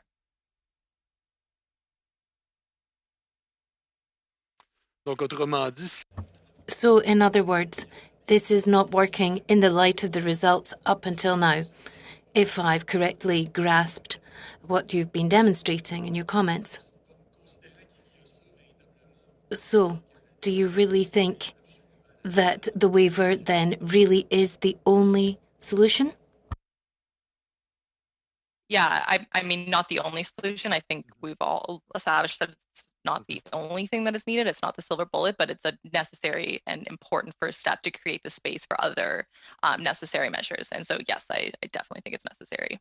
And I think that's why there's an increasing amount of pressure for it. The US just had a big press release today, a couple hours ago. It's why over 2/3 of the WTO members are calling for it. And there's huge mounting international pressure. So yes. Thank you very much. On to Mr. Blakey for 2.5 minutes, please. Thank you. Mr. Medora, I want to come back to you. One of the other things that we've heard previously at committee is that, in fact, we had one witness suggest that the movement for the TRIPS waiver might be just as or more important than the granting of the waiver itself, in that it's a signal to pharmaceutical companies that governments are prepared to move into the space and to try and play a larger role in determining how vaccine production is structured if the existing industry can't produce in a satisfactory way. I know you just mentioned that Canada's bargaining position doesn't change if we don't try to do anything new here in terms of domestic capacity, or maybe I misunderstood your point, but that's what I took you to mean. So I'm wondering if you could just speak a little bit more to that. Like there seems to be a problem right now in terms of global supply and equity of distribution.